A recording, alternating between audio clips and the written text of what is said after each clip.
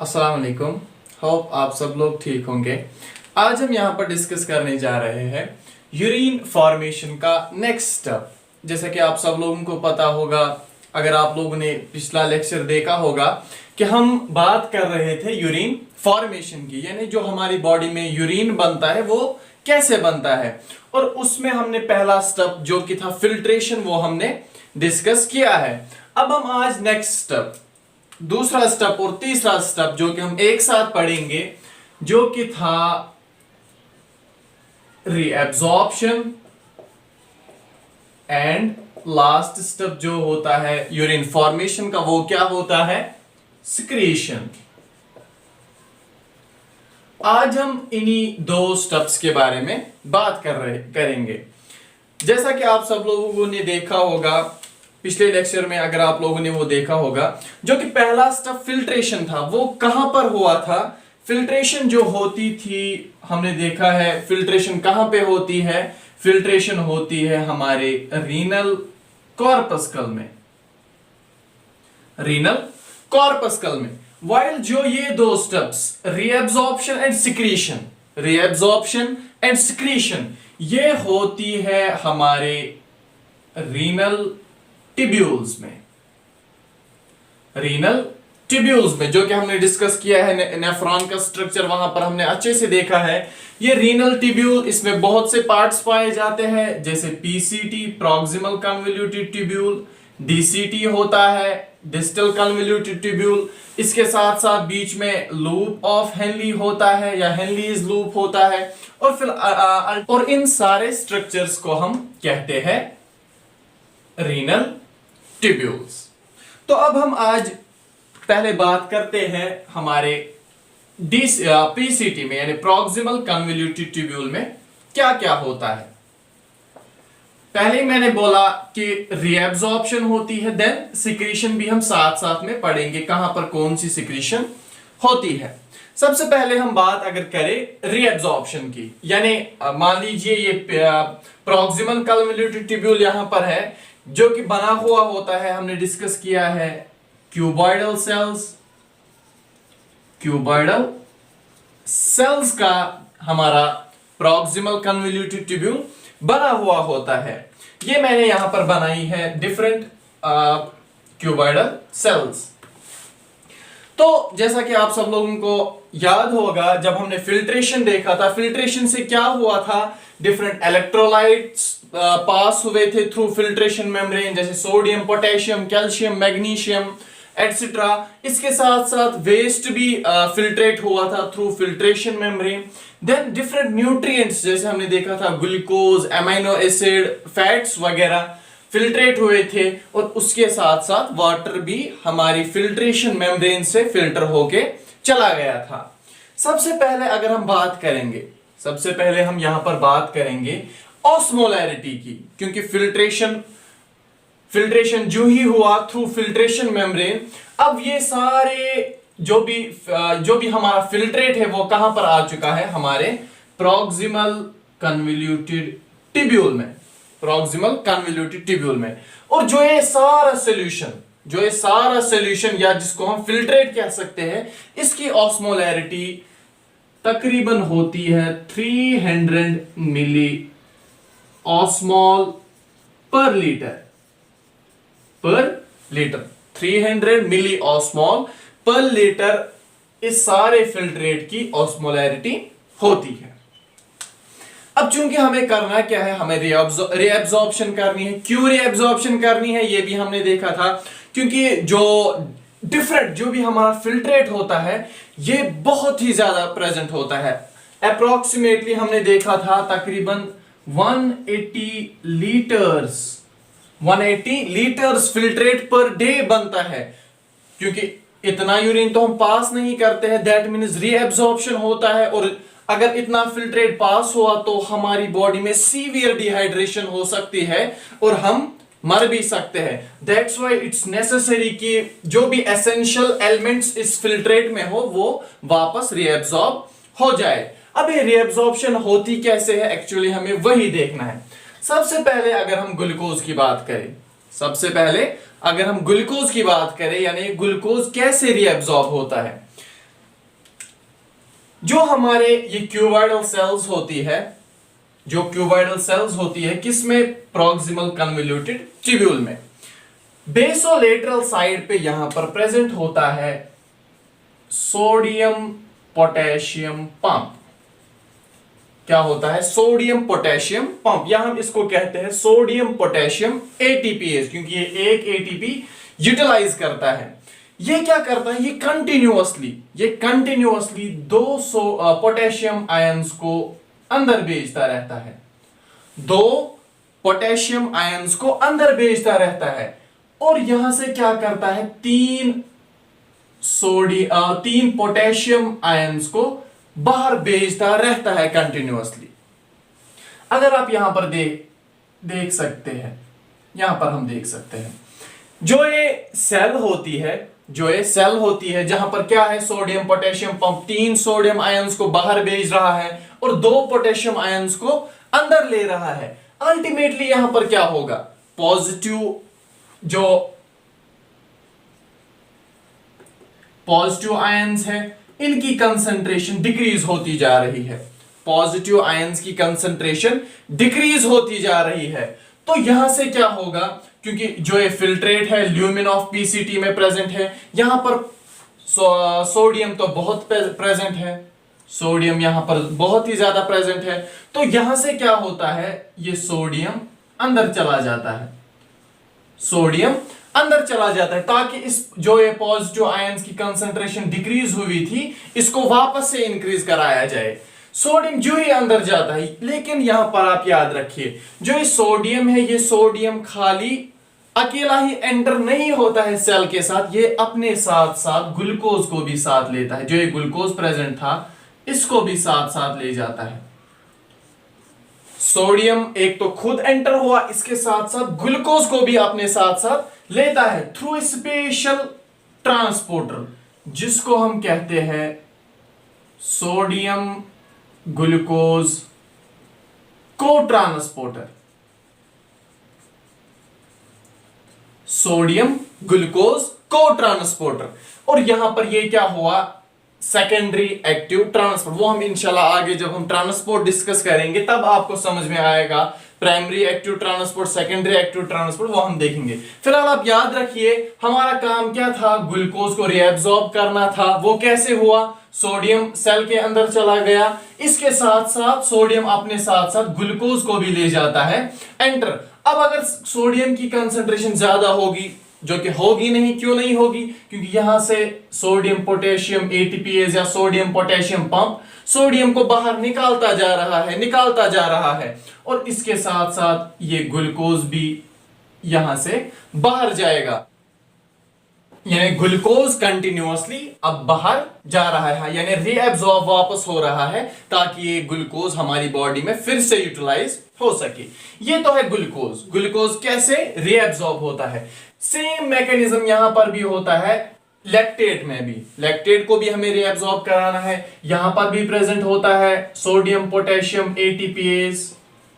Sodium potassium ATPase ये क्या करता है, 3 सोडियम्स को बाहर निकालता है, सॉरी 3 सोडियम्स को बाहर निकालता है, 2 पोटेशियम्स को अंदर भेजता है, और अल्टीमेटली यहां पर भी फिर सोडियम अंदर जाता है सेल के अंदर from lumen of PCT, sodium अंदर जाता है, साथ साथ ये लैक्टेट को भी लेता है थ्रू स्पेशल चैनल प्रोटीन, जिसको हम कहते हैं सोडियम लैक्टेट को ट्रांसपोर्टर। तो ये यहां पर सिंपोर्ट होता है। सिंपोर्ट एक ट्रांसपोर्ट मैकेनिज्म है जहां पर 2 सब्सटेंस सेम डायरेक्शन में ट्रांसपोर्ट होते, वो हम इंशाल्लाह आगे देखेंगे। ऐसे अमीनो एसिड्स में भी सेम मैकेनिज्म होता है, जैसे ग्लूकोज ट्रांसफर हुआ, वैसे जैसे लैक्टेट ट्रांसफर हुआ, वैसे ही अमीनो एसिड्स भी हमारी बॉडी में रीएब्सॉर्ब होते हैं फ्रॉम प्रॉक्सिमल कन्वोल्यूटेड ट्यूब्यूल।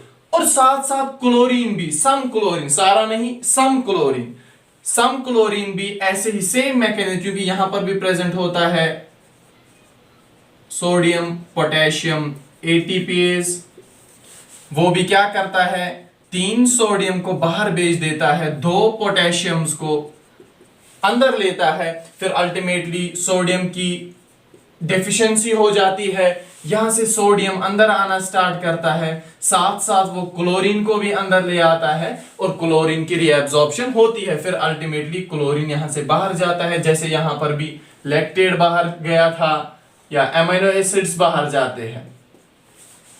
यहां पर आप एक पॉइंट याद रखिए, ग्लूकोज और हमारा लैक्टेट, इसके साथ साथ अमीनो एसिड्स, इन तीन की बराबर 100% रीअब्जॉर्प्शन, इन तीनों चीजों की बराबर 100% रीअब्जॉर्प्शन प्रॉक्सिमल कन्वोल्यूटेड ट्यूब्यूल में होती है। यानी ये तीनों चीजें 100% रीअब्जॉर्ब कहां पर होते हैं, हमारे प्रॉक्सिमल कन्वोल्यूटेड ट्यूब्यूल में। ये तो हमने देखा ग्लूकोज कैसे ट्रांसफर हुआ, लैक्टेट कैसे ट्रांसफर हुआ, अमीनो एसिड कैसे ट्रांसफर हुआ, सम क्लोरीन कैसे ट्रांसफर हुआ। इसके साथ साथ हमारी बॉडी में, या हम कह सकते हैं इस फिल्ट्रेट में जो पास हुआ था थ्रू फिल्ट्रेशन मेम्ब्रेन, यहां पर बाइकार्बोनेट आयंस भी प्रेजेंट होते हैं, HCO3 negative ions, bicarbonate ions भी प्रेजेंट होते हैं। इनकी ट्रांसपोर्ट भी तकरीबन 90% जो बाइकार्बोनेट आयंस होते हैं, 90% बाइकार्बोनेट आयंस की रीअब्जॉर्प्शन भी प्रॉक्सिमल कन्वोल्यूटेड ट्यूब्यूल में होती है। इसके साथ साथ इसकी ट्रांसपोर्ट, वो हम एक्चुअली ये होता कैसे है वो हम आगे देखेंगे, हमें अच्छे से देखना है। और हमने डिस्कस भी किया है, जहां पर हमने एसिड बेस बैलेंस देखा था, वहां पर जैसे ट्रांसपोर्ट होता है सेम वैसे ही यहां पर भी ये बाइकार्बोनेट आयंस ट्रांसपोर्ट होते हैं, या हम कह सकते हैं रीअब्सॉर्ब होते हैं, वो हम इंशाल्लाह आगे भी देखेंगे। इसके साथ साथ हमारे जो फिल्ट्रेट होता है, यहां पर स्मॉल प्रोटीन्स प्रेजेंट होते हैं, स्मॉल प्रोटीन्स प्रेजेंट होते हैं। इन स्मॉल प्रोटीन्स की रीअब्सॉर्प्शन कैसे होती है, हमारे जो ये क्यूबॉइडल सेल्स प्रेजेंट होती है प्रॉक्सिमल कन्वोल्यूटेड ट्यूब्यूल्स में, यहां पर स्पेशल रिसेप्टर्स प्रेजेंट होते हैं, स्पेशल रिसेप्टर्स। ये प्रोटीन क्या करते हैं, ये इन्हीं रिसेप्टर्स के साथ बाइंड होते हैं। जो ही ये प्रोटीन इन्हीं रिसेप्टर्स के साथ बाइंड हो गए, इनके बाद क्या होता है, हमारे जो ये सेल होते हैं यहां पर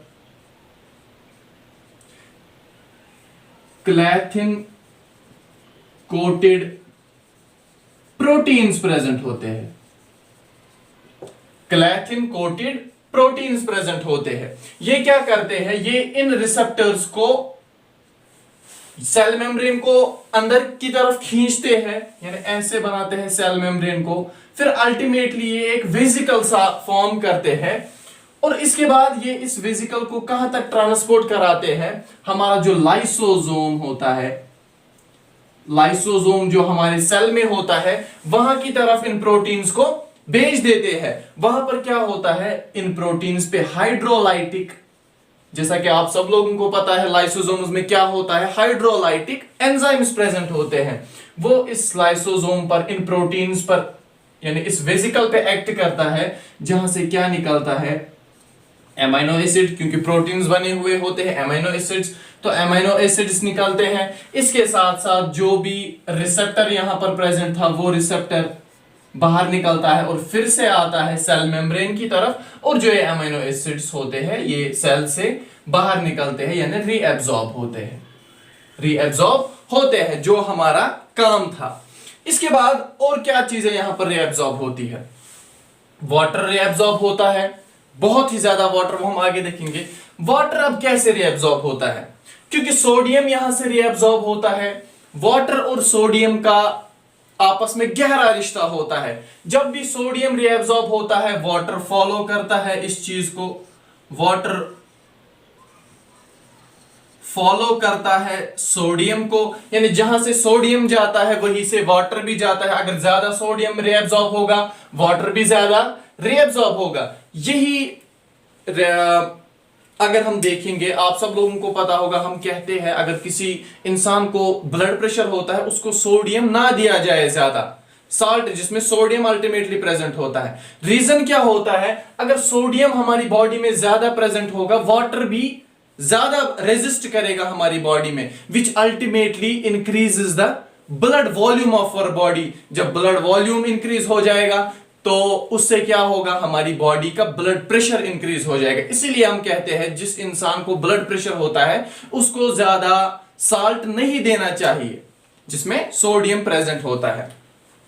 तो वाटर क्या करता है, वाटर फॉलो करता है सोडियम को। जो ही सोडियम बाहर रीएब्सॉर्ब हुआ, वाटर भी इसके साथ साथ रीएब्सॉर्ब होता जाता है, यानी वाटर भी यहां से रीएब्सॉर्ब होता जाता है अलोंग विद सोडियम। इस ट्रांसपोर्ट को हम नाम देते हैं obligatory reabsorption of water. Obligatory reabsorption of water. ये तो देखा हमने वाटर कैसे ट्रांसपोर्ट हुआ।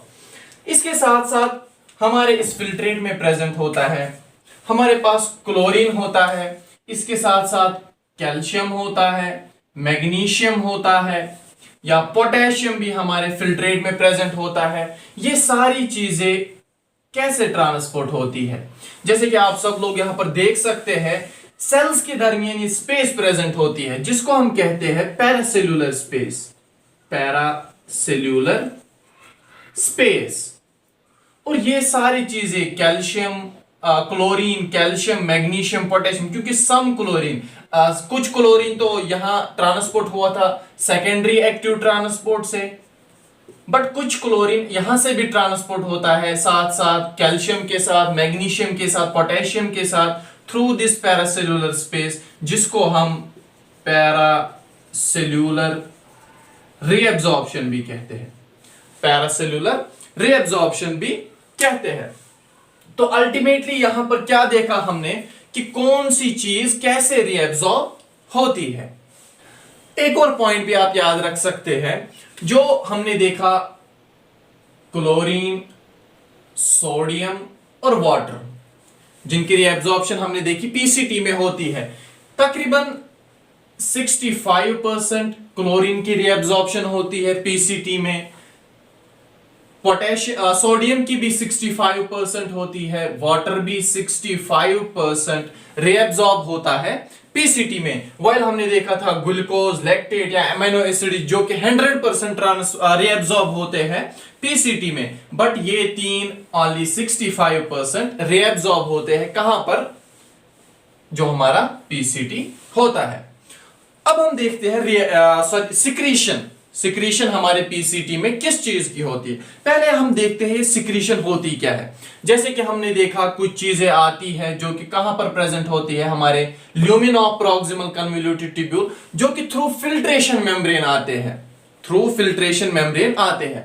बट कुछ चीजें जो यहीं पर प्रोड्यूस होती है, जो यहीं पर बनती है, या कुछ चीजें जो कि बाहर टिश्यू से आकर कहां पर आते हैं, ल्यूमेन ऑफ पीसीटी में डायरेक्टली आते हैं, फिल्ट्रेट होके थ्रू फिल्ट्रेशन मेम्ब्रेन नहीं आते हैं, बल्कि डायरेक्टली आते हैं थ्रू दीज सेल्स। कहां पर, हमारे प्रॉक्सिमल कन्वोल्यूटेड ट्यूब्यूल के ल्यूमेन में, या वो यहीं पर भी प्रोड्यूस हो सकते हैं। कौन कौन सी चीजें, जैसे H पॉजिटिव आयंस की सिक्रीशन होती है, साथ साथ अमोनियम आयंस की सिक्रीशन होती है, और कुछ ड्रग्स जैसे पेनिसिलिन होता है,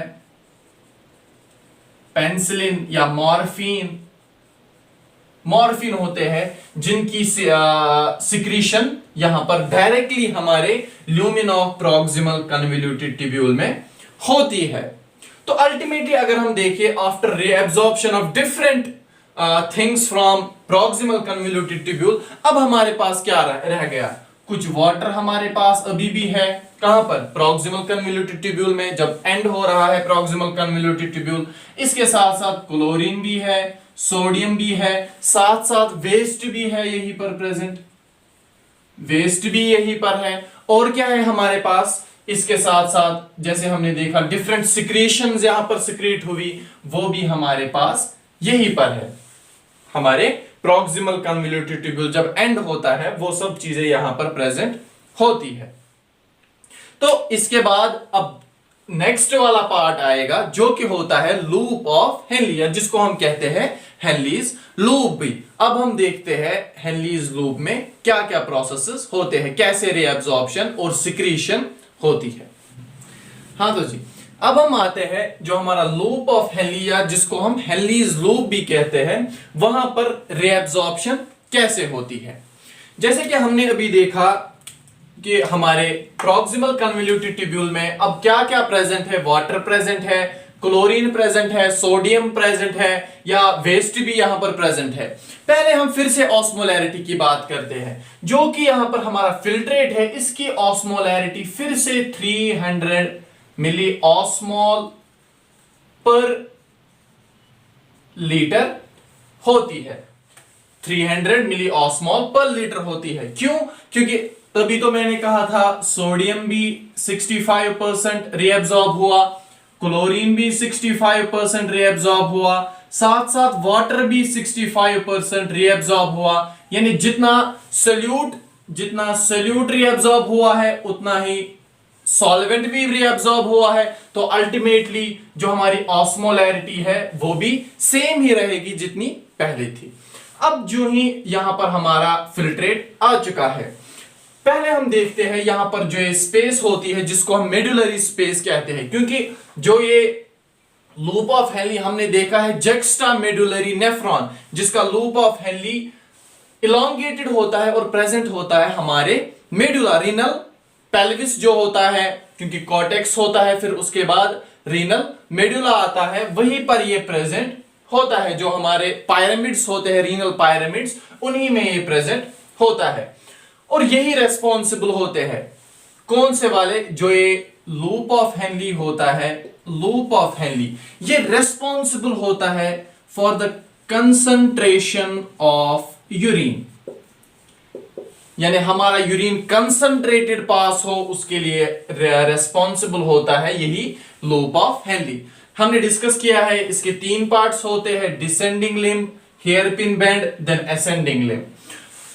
ये बात भी आप फिर से मैं रिकैप करना चाहूंगा, जो ये डिसेंडिंग लिम्ब होती है ये क्या होती है, परमिएबल टू वाटर होती है। यानी यहां से वाटर इन एंड आउट हो सकता है, but impermeable to solutes, impermeable to solutes. While जो ये असेंडिंग लिम्ब होती है ये क्या होती है, ये होती है permeable to solutes but impermeable to solvents। और यहां पर क्या होता है, यहां पर कंसंट्रेशन ग्रेडियंट होती है। कंसंट्रेशन ग्रेडियंट क्या होती है, जो ये हमारा मेडुलरी स्पेस होता है, यहां पर डिफरेंट कंसंट्रेशन, यहां हम कह सकते हैं ऑस्मोलैरिटी डिफरेंट होती है। जैसे यहां पर ऊपर 300 ऑस्मोलैरिटी होती है, फिर 500 ऑस्मोलैरिटी होती है, फिर 700 ऑस्मोलैरिटी होती है, फिर 900 ऑस्मोलैरिटी होती है, और अल्टीमेटली लास्ट पे 1200 ऑस्मोलैरिटी होती है। तो यहां पर ऑस्मोलैरिटी इंक्रीज हो रही है, जितना हम नीचे नीचे जा रहे हैं उतनी ऑस्मोलैरिटी इंक्रीज हो रही है। अब difference between osmolarity of interstitial space and the osmolarity inside the lumen of loop of Henley, इसको हम कहते हैं medullary interstitial gradient, medullary interstitial gradient. अब देखिए, जो ही अब हमारा फिल्ट्रेट कहां से पास होगा, descending limb of loop of Henley. मान लीजिए यहां पर हमारा फिल्ट्रेट आ रहा है जिसकी ऑस्मोलैरिटी कितनी है, 300 मिली ऑस्मोल है। अब यहां पर भी 300 मिली ऑस्मोल है, तो कुछ नहीं होगा, ना ही रीअब्सॉर्ब होगा, ना ही कुछ अंदर जाएगा और ना ही कुछ बाहर आएगा। अब जो ही ये फिल्ट्रेट नीचे की तरफ आएगा, यहां पर ऑस्मोलैरिटी कितनी है, 500 है, तो यहां पर ऑस्मोलैरिटी कम है, खाली 300 है, खाली 300 है, बट यहां पर ऑस्मोलैरिटी ज्यादा है। ऑस्मोलैरिटी ज्यादा होने का मतलब यहां पर सॉल्यूट्स की कंसंट्रेशन ज्यादा है। तो यहां पर क्या होगा, सॉल्यूट्स की कंसंट्रेशन कम है, सॉल्यूट्स अब क्या करते, अब यहां से सॉल्यूट्स अंदर आते, but this limb is permeable to water, not permeable for solutes. तो यहां से क्या होगा, वाटर ही बाहर जाएगा, वाटर बाहर जाएगा, ताकि क्या हो जाए, जो ये ऑस्मोलैरिटी थी ये इंक्रीज हो जाए और तब तक ये वाटर बाहर चला जाता, यानी चला ही जाएगा जब तक ना कि इसकी ऑस्मोलैरिटी भी 500 हो जाती। अब यहां पर सोचने की बात है, अब जो ही वाटर बाहर चला गया, वाटर जो ही बाहर चला गया, अब यहां पर जो ऑस्मोलैरिटी 500 है, ऑस्मोलैरिटी जो 500 है, ऑस्मोलैरिटी को क्या होगा, अब इस ऑस्मोलैरिटी को ये तो वापस डिक्रीज होने की तरफ जाएगी, क्योंकि वाटर यहां पर आ रहा है। जब वाटर आएगा तो सॉल्वेंट ज्यादा आ रहा है, सोल्यूट्स की कंसंट्रेशन कम होती जा रही है, तो ये तो कम होने की तरफ जाएगा, यानी जो यहां पर ऑस्मोलैरिटी है, ऑस्मोलैरिटी डिक्रीज होने की तरफ आएगी। बट यहां पर हमारा रोल होता है, जो हमारी यहां पर वेसल प्रेजेंट होती है, जिसको हम क्या कहते हैं, वासा रेक्टा कहते हैं, वासा रेक्टा कहते हैं। वासा रेक्टा का काम क्या होता है, ये इस मेडुलरी इंटरस्टिशियल स्पेस में जो भी कंसंट्रेशन ग्रेडियंट, यानी मेडुलरी इंटरस्टिशियल ग्रेडियंट जो होता है, उसको मेंटेन करने में हेल्प करता है। कैसे हेल्प करेगा, देखिए, अब जो ही वाटर ज्यादा यहां पर चला जा रहा है मेडुलरी इंटरस्टिशियल स्पेस की तरफ, ये क्या करेगा, ऑस्मोलैरिटी को फिर से डिक्रीज करने की कोशिश करेगा, यानी कम करने की कोशिश करेगा, क्यों वाटर ज्यादा जा रहा है। तो ये वासा रेक्टा क्या करती है, यहां से वाटर चला जाता है वासा रेक्टा में, वाटर वासा रेक्टा में आ जाता है, जिसकी वजह से जो ये ऑस्मोलैरिटी इंटरस्टिशियल स्पेस में प्रेजेंट होती है, उस पे कोई भी इफेक्ट नहीं पड़ता है। इसीलिए हम कहते हैं जो हमारा लूप ऑफ हेनली होता है, ये क्या करता है, इंटरस्टिशियल ग्रेडियंट को फॉर्म करता है। वाइल इस इंटरस्टिशियल ग्रेडियंट को मेंटेन रखने का काम कौन करता है, हमारी ये वासा रेक्टा। सेम प्रोसीजर अब कंटिन्यूअसली होता जाएगा। अब नीचे की तरफ ये आएगा, जिसकी फिल्ट्रेट हमारा नीचे की तरफ आएगा, जिसकी ऑस्मोलैरिटी 500 मिली ऑस्मोल है। अब यहां पर तो 700 है, तो सेम थिंग, वाटर बाहर चला जाएगा। और जो ये चैनल्स यहां पे होती है, इनका स्पेशल नाम है, इनको हम कहते हैं एक्वा पोरेंस फर्स्ट, जिनके थ्रू वाटर बाहर चला जाता है इंटरस्टिशियल स्पेस में। और ऐसे ही हमारा फिल्ट्रेट नीचे आता जाएगा, जिसकी ऑस्मोलैरिटी धीरे धीरे इंक्रीज होती जाएगी, 700, फिर 900, फिर अल्टीमेटली 1200 तक पहुंच जाएगी। यहां पर जो हेयर पिन बैंड में हमारा फिल्ट्रेट होगा, उसकी ऑस्मोलैरिटी भी क्या होगी, 1200 होगी। फिर अल्टीमेटली यहां पर फिर से पहुंचेगा। अब यहां पर 1200 है।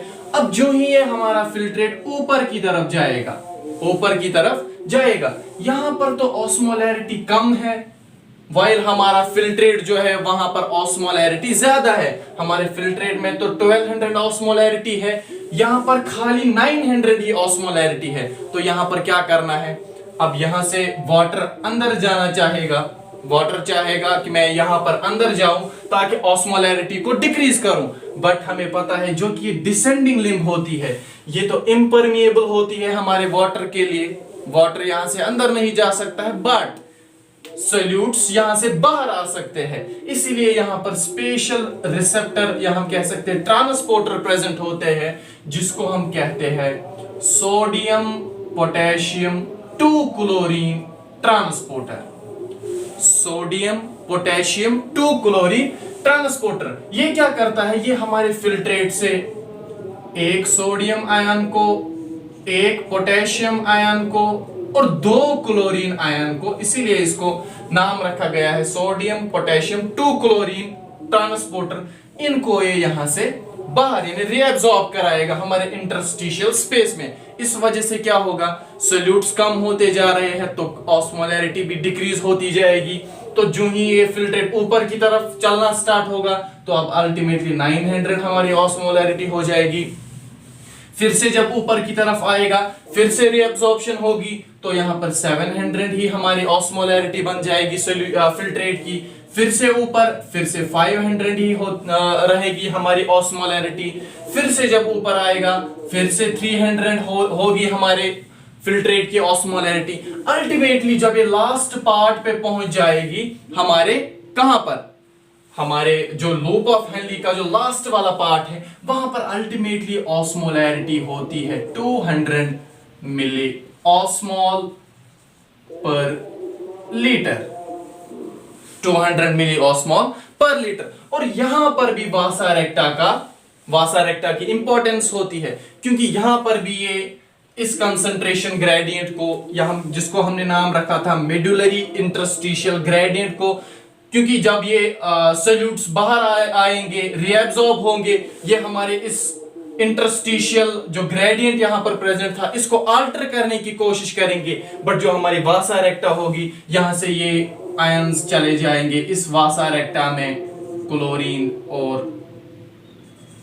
सोडियम, इसके साथ साथ पोटेशियम, ये आयंस हमारे वासा रेक्टा में चला जाएगा। तो जिस वजह से हमारा जो मेडुलरी इंटरस्टिशियल ग्रेडियंट है वो मेंटेन रहेगा। अल्टीमेटली यहां पर क्या हुआ, एक तो हमारा वाटर रीअब्सॉर्ब हुआ, इसके साथ साथ हमारे सोल्यूट्स जैसे सोडियम है, पोटेशियम है, क्लोरीन है और एज वेल एज वाटर, ये सारी चीजें हमारी रीअब्सॉर्ब हुई, क्योंकि वहां पर तो खाली 65% रीअब्सॉर्ब हुआ था और बाकी का फुल नहीं, अभी भी फुल रीअब्सॉर्प्शन नहीं हुई है इन चीजों की, बट फिर भी यहां पर रीअब्सॉर्प्शन इन चीजों की हुई है। और इस वजह से हमारा यूरिन क्या बन जाता है, इस वजह से हमारा यूरिन कंसंट्रेटेड बन जाता है। और जो लूप ऑफ हेनली ये क्या करता है, formation of medullary interstitial gradient, जो हमने पहले ही देखा था, लूप ऑफ हेनली हमें हेल्प करता है formation of medullary interstitial gradient, इसमें हेल्प करता है। इस प्रोसेस को हम कहते हैं counter current multiplier mechanism, counter current multiplier mechanism. किसको हम कहते हैं counter current multiplier mechanism, loop of Henle जो formation of medullary interstitial gradient को फॉर्म करने में हेल्प करता है। वाइल जो हमारी वासा रेक्टा होती है ये क्या करती है, ये मेडुलरी इंटरस्टिशियल ग्रेडियंट को मेंटेन करने में हेल्प करती है, और इस प्रोसेस को हम कहते हैं काउंटर करंट एक्सचेंजर मैकेनिज्म। यानी उसको तो हम कहते हैं counter current multiplier mechanism, but इसको हम कहते हैं काउंटर करंट एक्सचेंजर मैकेनिज्म। ये सारा प्रोसेस कहां पर होता है, हमारे लूप ऑफ हेनली में होता है। इसके बाद जैसा कि आप लोगों को पता है, इसके बाद हमारा डीसीटी होता है, यानी डिस्टल कन्वोल्यूटेड ट्यूब्यूल होता है। फिर उसके बाद अल्टीमेटली कलेक्टिंग डक्ट होता है। वहां पर कैसे रीअब्सॉर्प्शन एंड सिक्रीशन होती है वो इंशाल्लाह हम नेक्स्ट लेक्चर में देखेंगे। होप आप सब लोगों को ये सारा मैकेनिज्म अच्छे से समझ में आया होगा। अगर कहीं पे आप सब लोगों को कोई क्वेश्चन हो तो आप कमेंट्स में पूछ सकते हैं। Thank you so much.